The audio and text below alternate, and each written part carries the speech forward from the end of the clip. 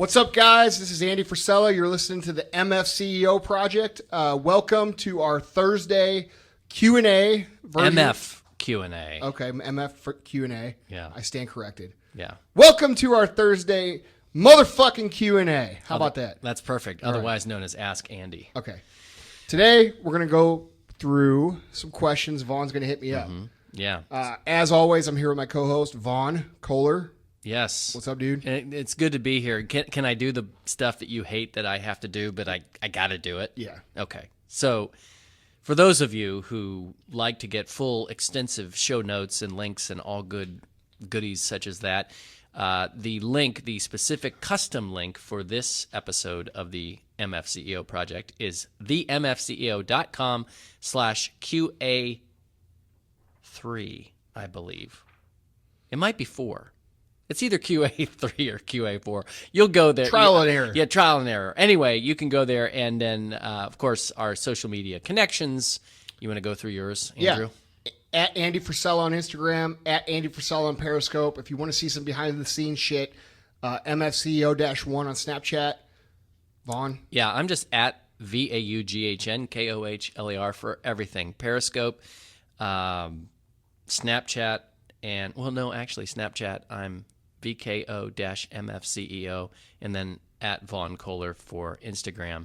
And I've been telling people I am going to debut on Periscope, and I think what we're going to do, for me, I'm going to start, the first couple ones I'm going to do are going to be MFCEO focus groups. So I'm going to get some feedback from people. Periscope's badass, man. Yeah, if you are not on Periscope, go on Periscope.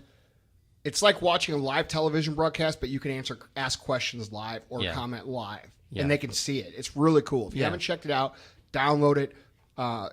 Follow me at Andy Frisella. You'll see what it's all about. It either is or isn't for you, but it's a good thing to check out. Yeah, definitely. All right, let's get into the Q&As. Yeah, so the first Q&A, or the first question, is actually a pretty easy one, and that is that in a previous episode, you talked about your great love for Lamborghinis, and actually talked not just about your love for the car, but for the company itself and the whole culture. Great entrepreneurial story. Yeah. So you mentioned reading a book that you thought was pretty helpful, and I mean, obviously, I think if people wanted information, they can look it up on Wikipedia. But you mentioned a specific book. Yeah, I mean, you could either Google the company and read the history if that's all you're interested in. But there's a book out there called Lamborghini 40 Years by David Jolliffe. Yeah. We'll throw the link up on the website. That sounds good. Check it out. So that's the easiest thing to answer in this episode. So now we go on to the next one. You ready? All right, show's over. Yeah, right? We're done. Yeah. Thanks for tuning in. Let's get down to the real questions. Okay, so just as you know, normally I throw the questions out to Andy with no previous knowledge, but I'm going to tell you right now that I actually read him the entire email for this question, and there is some backstory, but I think in order to understand Andy's question or answer, you don't need to have the whole backstory. However, I will be throwing up the backstory on the show notes if you guys want to hear a little bit more about this particular person's question and their business background. But anyway, here's the question. All right, dear MFCEO, as a new, less than 1-year-old company, how do we grow our inventory? We are in the fortunate position to have more demand than supply. The unfortunate part is that we lose customers due to lack of inventory, which means that they have to go to our competitors instead. Banks won't lend to us because we are too new, and investors don't find us appealing because we aren't a hot tech startup. In other words, how do we overcome a demand is greater than supply problem? Okay, first of all, there's plenty of investors out there that will invest in your company, either for an interest rate, typical standard loan, or an equity position in your company. You don't have to be a hot tech startup. So you think they just haven't beat the path? No, I think it's an excuse. Okay, that's an excuse. People won't invest in us because we're not tech startups. I mean, there's a million kinds of businesses out there. All right, that's an excuse. You're not beating down the path hard enough. And I'm going to be honest. I read the whole question. I understand what your business is, and if you don't go beat that path out and find somebody to invest, you're not going to make it in business because you're going to be passed up by the industry, okay? The technology industry, which you guys are a technology company. what they do is certainly related to it. Yeah, they make cell phone repair parts, screens. They figure out all the little things that you can repair a cell phone with, or a tablet or computer. All right, and they have those parts. But here's the reality: the technology is going to pass you guys up if you don't get some funding to fund your inventory. That's the bottom line. There's certain situations where you have to have funding.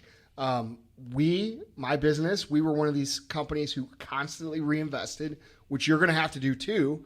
But we didn't have to take money from somebody, and we didn't have to get banks to support us because we just went without pay and reinvested all the money in it and grew it that way. We maintained all our equity. We're in a good position now, but it also took 16 years. You don't have 16 years to wait.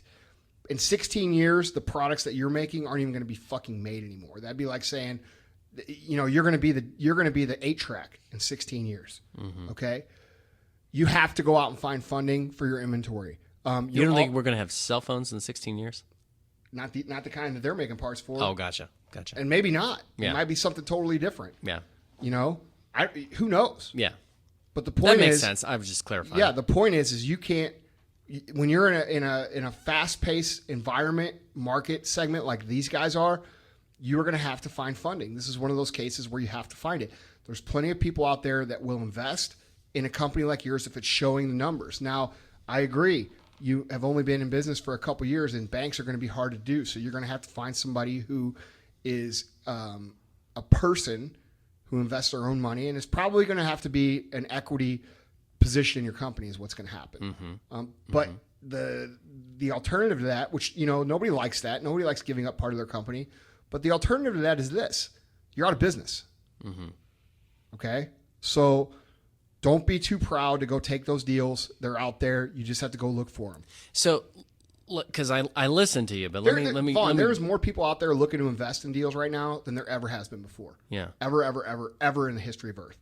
Okay? So your answer was basically either reinvest what you're making back into inventory or find an investor at all costs. My answer was do both of those things. Do both of them. Okay, so my answer was both. They better do both. Okay. Because they're brand new. Okay? Yeah. You're not going to get paid for a few more years. Don't get paid. They said in the email that they're not getting paid. Okay? Mm-hmm. Invest everything you have. Go find somebody and show them that you're investing everything you have. There's nothing worse than somebody comes to somebody with a deal and they say, oh, well, we need money, but I'm paying myself X amount of dollars to live on, blah, blah, blah. It doesn't look good. Right. It doesn't look like you're all in. Right. Go be all in. You'll find somebody. You're going to have to beat down doors to make it happen. It's not going to be me, just so we don't follow up the email and say, hey, but I'm telling you, there's people out there that do this. Right. And you're going to have to go find somebody or you're going to be out of business. Right. So don't sit here and put the mental block up of we're not a sexy tech startup. You know what's sexy? Making fucking money. Mm-hmm. And that's what investors care about.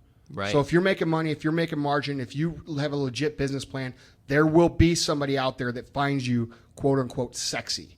You just got to bang down the doors. You can't quit. Yeah. The first, there's an excuse in there. We're not a sexy startup. I read that and cringed. Right. What do you mean? You think that's the only business that gets funding? If you have a viable business, you'll find the money. Mm-hmm. Period. Mm-hmm. So a comment and then a follow-up question. The comment is that you were saying, hey, don't send up a follow-up email because I'm not investing. But the reality is that they shouldn't be super offended by that because you don't really. You're extremely. First of all, you can't look at a situation like that like it's offensive. Right. Well, no. What I'm saying about what you just said is I'm not going to invest, but you don't at this point. You are extremely focused, and you just haven't gotten into that yet in your life, right? No, like you don't personally invest in any startups, right? Not in startups, no. No, all right. I will invest in businesses that are established for an equity position that I bring a certain expertise to their company, and I have done so. Right. But I'm not a startup guy. Right. I'm just not that kind of guy. And I'm very good at what I do, and I like to invest in myself. Mm-hmm. That's my position. Right.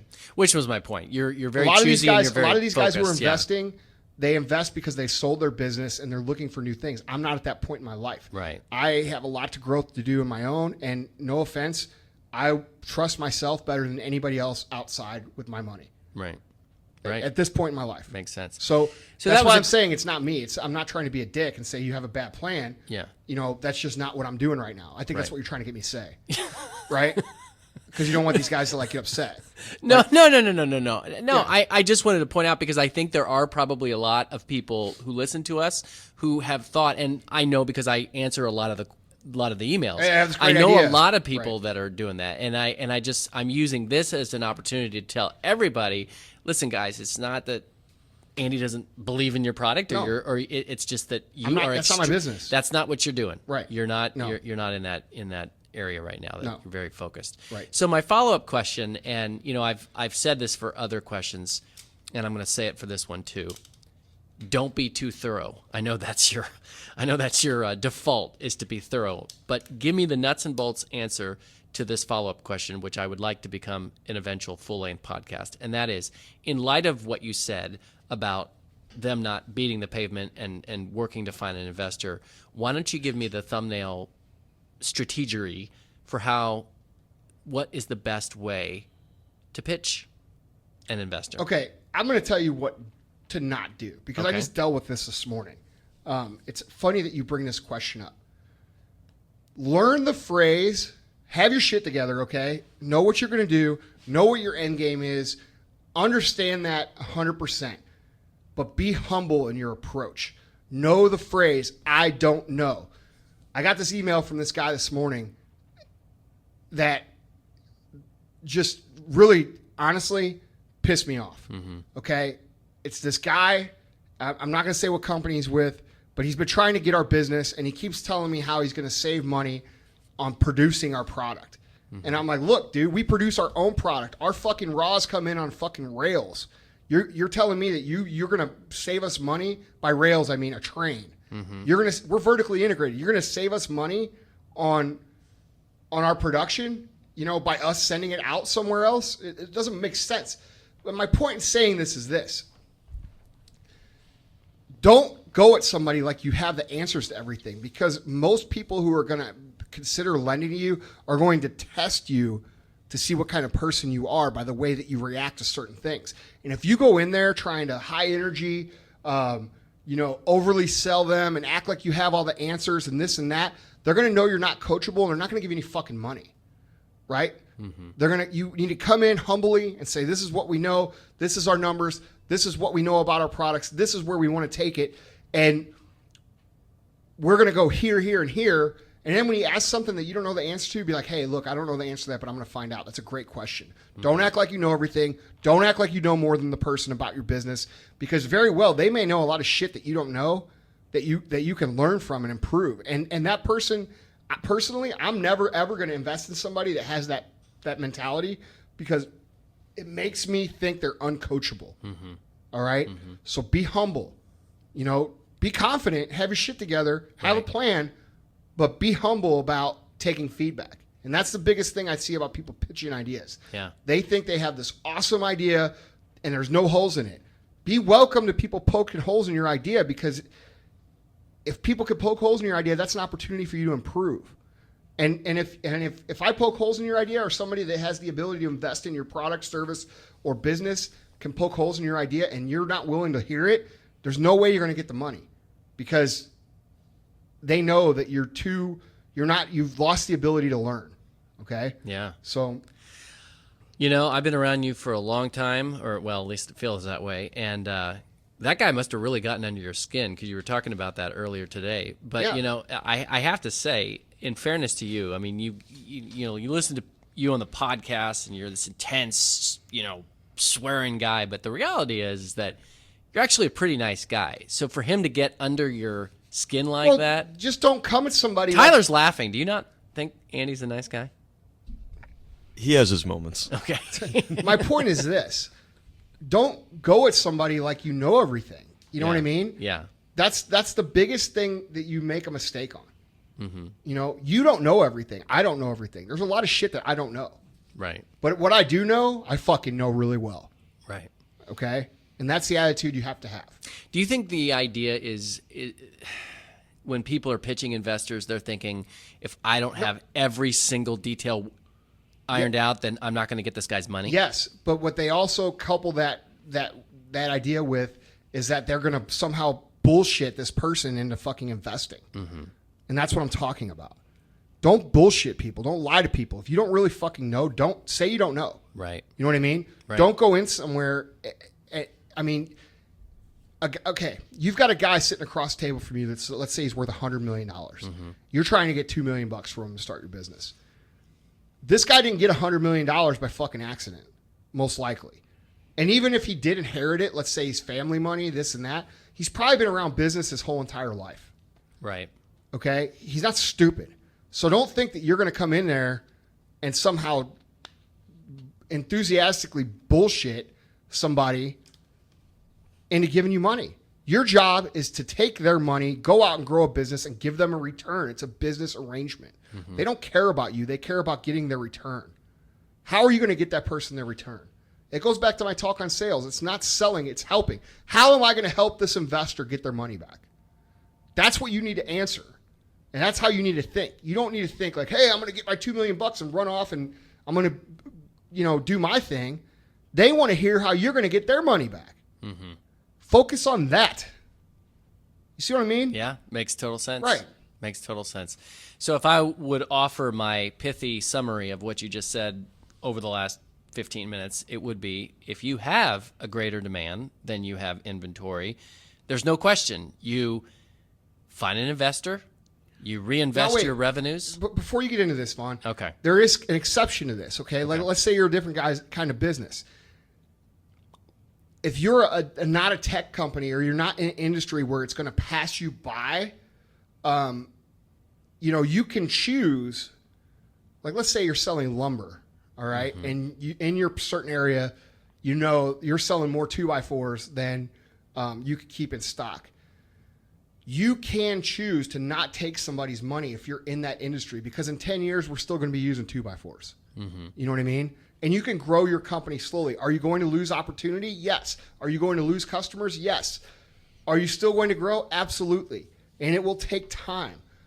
So if you're in a business that the industry is not going to pass you by and you choose to do it the slow way, good for you. It takes discipline. It takes heart. It takes grit. I respect that. That's how we did it. That's a good distinction to make for people, because in this particular instance, this is a company that it's a very timely thing. That's right. It demands a sense of urgency. Right. Okay. And that's why I wanted to clarify. Yeah, no, that's good. That's good. But if you're in that situation, you have got to find an investor. You have got to reinvest your own money, do whatever you can. And when you look for an investor, not only have it fully prepared, but in those areas where maybe there are some holes, be humble. Be open to improvement. No question. Okay. That's it. Well, that's it. All right, guys. That's our Q&A for today. All right, guys. Thanks for listening. We'll hit you up again on Tuesday, and I'm not sure what the topic will be this Tuesday, but we'll figure it out between now and then. Yep. Thank you, guys. We'll talk to you soon.